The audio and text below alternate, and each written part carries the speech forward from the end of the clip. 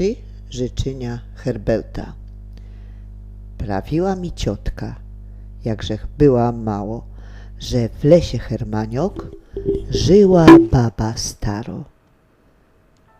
Miała mało chałupka, ziela w niej ważyła, a każdy dzień rano ciężki chrust nosiła.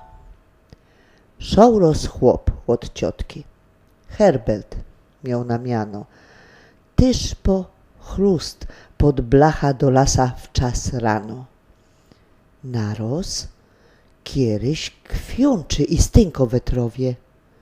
Dyć to staro baba, pado. Nie to zdrowie, co to kieś bywało, siły nie ma tela, a drzewa trza nanieść więcej na niedziela. Zczylo stary pukel pod takim ciężarem. Źle je fest na świecie samej babie starej. Zlitował się Herbert. Wziął drzewo i niesie. Kludzi go ta baba ku chałupce po lesie. Jak byli pod progiem, pięknie mu dziękuje i życzenia spełnić, aż 3 łobiecuje. Przyszł Herbert do domu.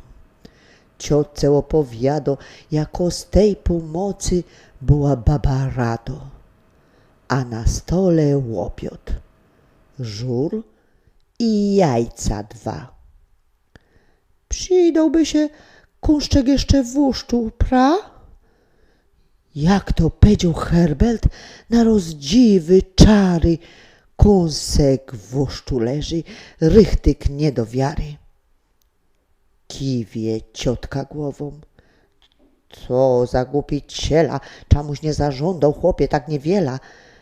Mógłżej żądać złota, a tyś w łuszczu chciał, czemu ci pombuczek taki rozum dał.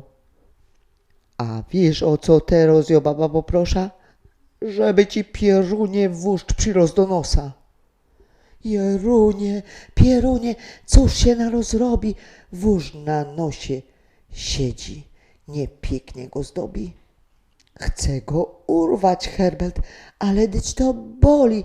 Naciągają z babą nosku samej zoli, a wszystko darymne. Wóż przyrost do nosza. Wiesz ty, babo, teraz o co ja poproszę? Niech zarost wóżdż z nosa odpadnie na ziemię. Zmarnowali z babą wszystkie 3 życzenia.